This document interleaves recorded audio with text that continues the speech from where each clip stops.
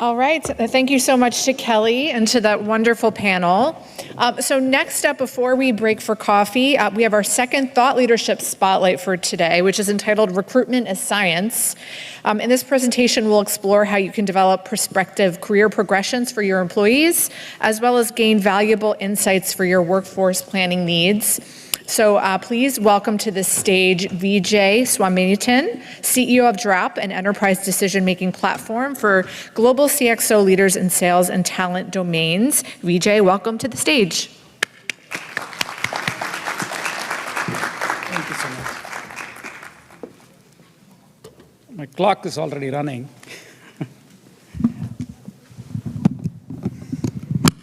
Thank you so much. It's a great privilege to be here. I just learned last week my son got into Georgia Tech, so I'm really delighted to be here. So how many are recruiters in this crowd? Recruiters or workforce planners? How many think about talent day in and day out? All right, that's a better response. I think the last 2 years, the focus on talent as the key currency or the key component of the balance sheet has tremendously increased. When I first came to this country about 20 years back, after a very, very long 40-hour flight journey, we had a stop in grocery store. And after that stop, I said, I'm never leaving this country because the modern day grocery store is an encompassment of fantastic supply chain and inventory analysis, right? So you look at a modern day grocery store and the grapes, whether it is summer or winter, it's always there. That's because they switch the supply chains they source from California, from there they source from Mexico, they go to Peru, they go to Latin American countries. They ensure a perennial supply of inventory. So I had a thought that for this presentation, for the last 2 years, how do we bring in supply chain principles into recruitment? And how do we actually do something different and accelerate in talent planning and talent management as well? The thought process is, I must warn you for the folks who are sitting a little behind, the slides are a little busy, so it is not necessarily optimal for visual purposes, but it is designed to be a complete research report. Thereby, when we send the slide deck to you, it will be a little useful for you, other than few bullets. So please bear with me. The United States actually established one crowdsourcing forecasting forum. It is called IARPA. Some of you may know that. The IARPA actually collects data from multiple stakeholders through an online crowd platform. And what they actually do is predict forward-looking trends. The last 1 decade, what they said is, the ability of people to trust technology has increased like between 5 to 6 times.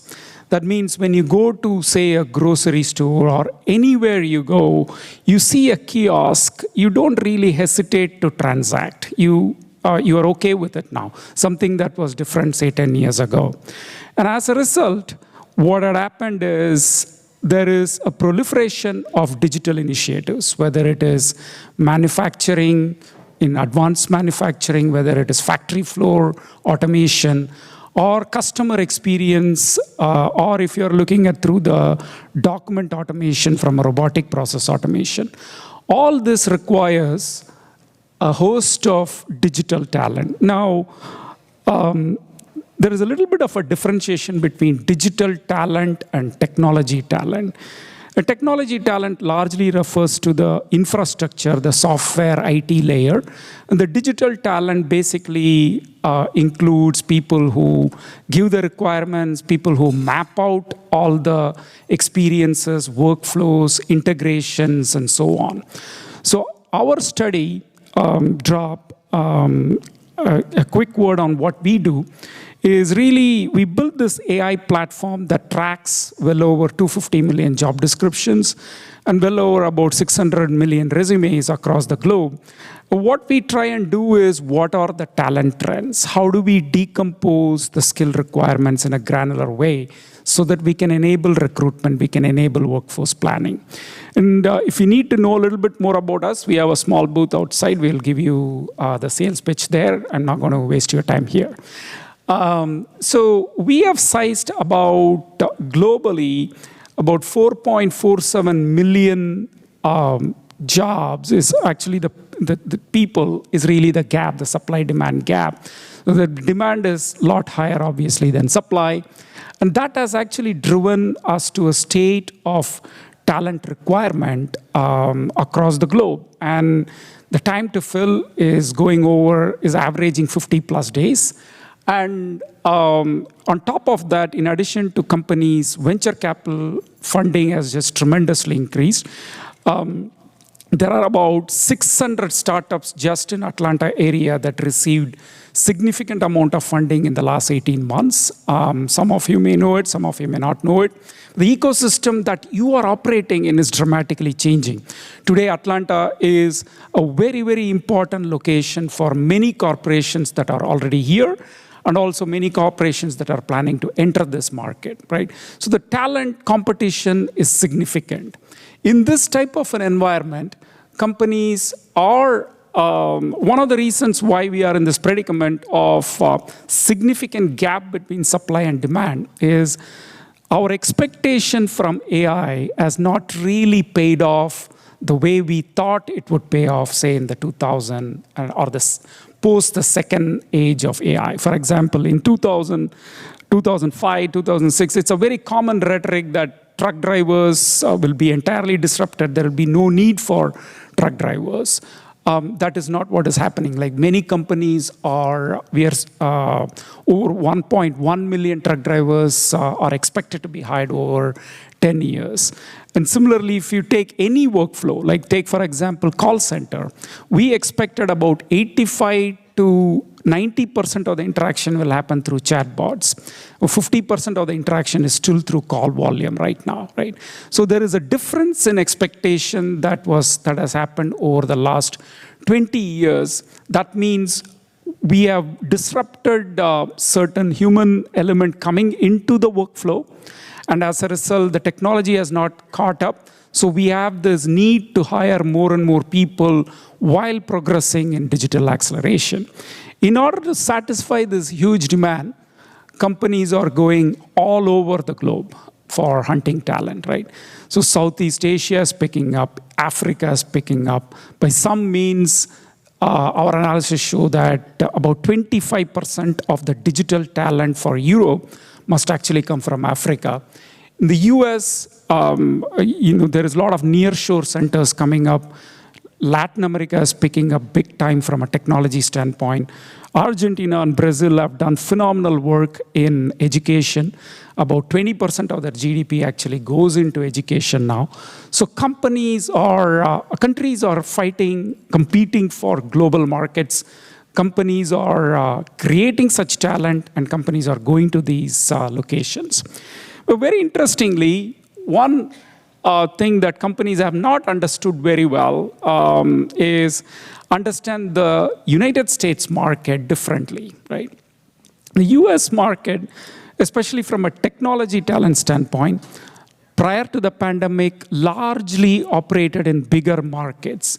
Now that got disrupted post the pandemic. Now you have places like Nashville, places like Salt Lake City. We actually found great computer vision talent in Albuquerque, New Mexico.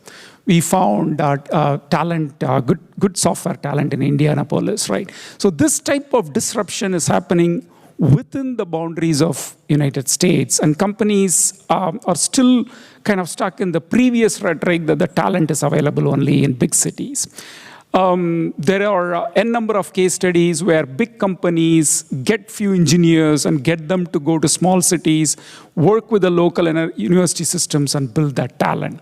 And the reason I'm saying that is for example, if you look at ecosystems like Miami, companies like Microsoft use Miami as their Latin American hub. So they connect Miami, Brazil, and Argentina as one in one agile cycle and start serving them as an integrated location. So fabulous innovation is happening. Re-looking at through the supply chain principles is very, very important. And there are largely 5 components here. There are a few other components, which in the interest of time, I will get into the depths of that. But the first component that we truly need to understand is how do we look at your location footprint through the lens of hub, satellite, and an outpost. So if you have, let's say you as a company have like 5 or 7 locations within your footprint, you do not necessarily try and do the same thing across all locations. And that is the concept of treating locations as you have certain hubs, you have satellites, and you have outposts. Take, for example, how Google treats their locations, right? So yes, their hub location is Mountain View, but they have a different hub for their map products, like and the Google Drive products. That's actually sitting in New York. And they work with a host of 20-plus locations, looking at their mobile work. Front-end work is actually done in Pittsburgh. And they do a lot of interesting front-end work in Madison also. And whenever there is a healthcare-specific use case that comes in, they leverage different locations differently. So this comprehensive view as a workforce planner or as a recruiter of your existing footprint, where are you located, and what are all the location strengths? Because a place like Dallas may give you a lot more full stack, cloud stack type of a role. And this actually applies to any workflow that you are dealing with. Even if you are looking at a call center workflow, certain locations may be good for chat support, certain locations may be good for voice support. What is that you are doing in comparison to what the market is doing? Understanding that component is extremely critical in transforming your hiring process into a supply chain-based view. The second component is having a little bit of a time travel about a particular location, right? So the same location can have different starting points, but when you look at the skill progression, you will see some futuristic trends around that. For example, if you are looking at certain talent, like for example, one of the reasons why even Atlanta and Dallas is emerging as a good software engineering location is 5 years ago or 6 years ago, these were very important IT support, IT services type of locations. And that has actually helped them transform, slowly get into engineering. Now, today you have a number of such locations, whether that is Pittsburgh, Phoenix, places like that, that can exhibit a similar progression path. And you take a lot of Eastern European locations. 5-6 years back, they were IT locations. Now they are software hubs. And similarly, if you look at any location from a data science standpoint, the cities that had good statistical talent are the ones that eventually have good data science talent. I was actually assisting one of the banks when, in looking at the talent pipeline for doing women Python engineers, we actually looked at it and said, let's go and get women or engineers who know a little bit more statistics, put them through a 3-month training, and you have women Python engineers, right? So that type of time traveling the skills is extremely valuable because you know where the inventories are, and you know where the skills inventory are going to transition over a period of time. And having that point of view as a recruiter or a workforce planner is extremely important. Now, this is one of my favorite slides. In one interesting view, what we worked on was, we call this as the battle cards in our analysis, right? So as a recruiter or as a workforce planner, you have certain targets that you go after consistently. But that planning is done more at a macro level. So for example, you may say, for technology talent, I'm going to go after this talent. And for marketing talent, I'm going to go after these companies. Typically, that's where we have better yield. And that part is really have to be revisited in this type of an approach. The reason for that is things have dramatically changed. So technology is not just one macro layer now. If you look at technology, you have you have a database layer, you have programming languages layer, you have cybersecurity, you need agile project managers, you need Scrum project managers. Even in HR, we are bringing in a lot of program managers who are familiar with AI systems because you have purchased a lot of products. How do you integrate all that and bring it together? So which companies you're going to target will depend on not just the known 5 or 6 companies, but also where they are getting that talent from. So very interesting case study. We actually noticed some health insurance companies like Cigna having very good data scientist talent. They've been building on those talent for the last 4 or 5 years, and now they have very good talent. So intuitively, when you are looking at data science talent, you may not realize that a company like Cigna may have that talent because you think that normally you don't expect such talent in that company. So how do you redefine your understanding of the company? Because many of these companies are doing fantastic digital initiatives, whether it is impacting customer experience or customer segmentation or market penetration and so on. So this double level of alternate emerging sources in terms of companies. And I also made a comment that just in the last 18 months, about 600 Atlanta companies have received good funding. One consequence of that is they invest majority of the startup, their overhead, about 70 to 80% of that goes right into talent. So you can almost say that newly funded companies is always, they would have invested a lot of money in talent, and as a result, it will be a hotbed for talent. So mapping all that by categories of companies, immediate targets, alternative targets, startups, universities, mapping out the professors and the postdoc students, all that becomes extremely important in this. And also, I spoke a little bit about the digital use case in the beginning. Every company is becoming a digital company now, whether you are a grocery store or a health insurance company or a tech company. Every company has significant amount of digital talent. Understanding that use case can actually map your company's use case with those use cases, and you'll be able to map out more companies and more battle cards. One of the interesting concepts that we are pioneering is the use of experimental design in recruiting. What I mean by that is there are certain factors that make you actually successful in certain markets. It's not just talent availability from a macro perspective, but the employee value proposition may resonate better in certain markets, in certain generational segments of the market. So having a view like this about your own portfolio to classify, from a hiring velocity standpoint, and as well as the hiring success, what are my top markets, what are my mid-tier markets, what are my nascent markets where I may not have the best volume, but I have phenomenal speed at which I am making things happen.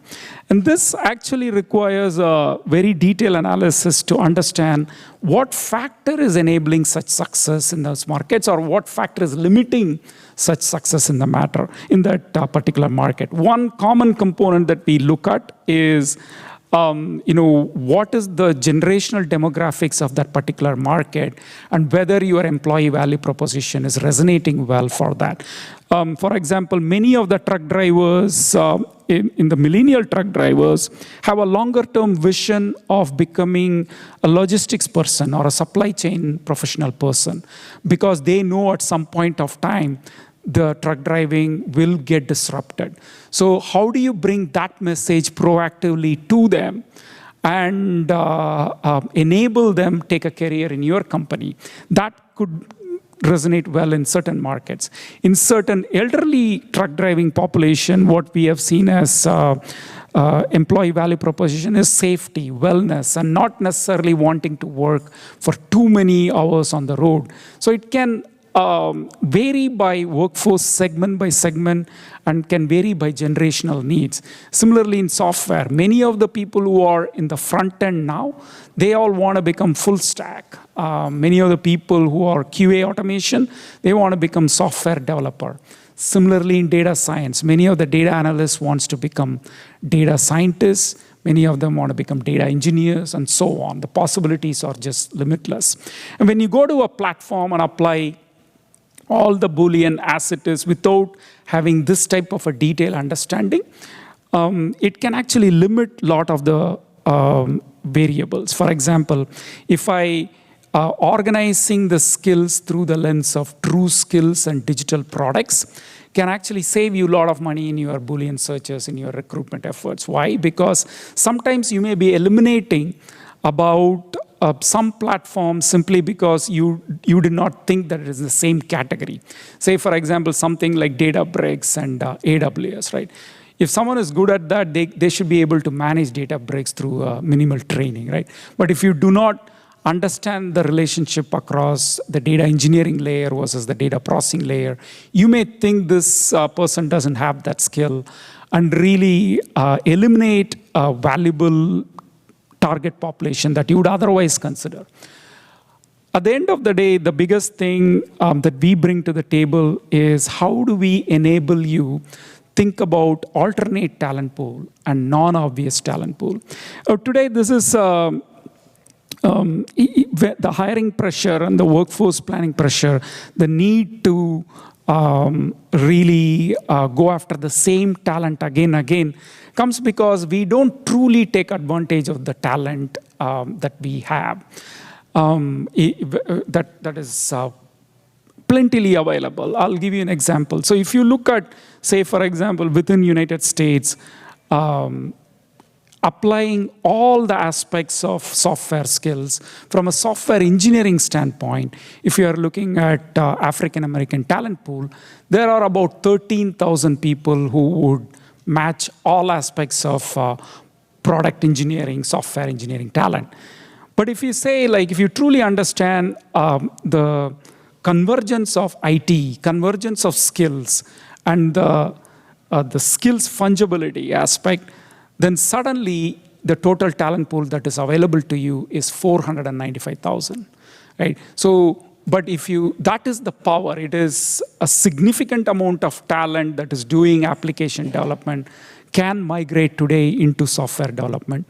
But because we are not aware of that, we use criteria from 5-7 years back and try to search the same criteria. Through that, we're not coming up with newer and newer candidates. Similarly, relooking at the job descriptions, relooking the experience inflation that has happened at the job description. I was working with a large digital company, and one of the requirements they had for a cloud support engineer was like 5+ years experience. And the whole certification for cloud support is only 3 months, right? You don't need that much experience. So how do we control experience inflation? And I don't really blame the business. Sometimes it's a measure of safety that they take. They just put experience, higher experience, and send it to the recruiter. But we have to challenge that. We have to relook at experience inflation. Can we look at community colleges as a source? Because based on our analysis, we can actually tell that community colleges have done a lot more in changing their curriculum to align to digital needs than even larger universities. So when we look at alternate talent pool, and when we look at an science-based, supply chain-based, and experimental design-based recruitment, we can arrive at better outcome, and we can make true impact to the society that we all dearly need. Thank you for this opportunity, and if you need these slides, please let us know. We'll be happy to give you this research.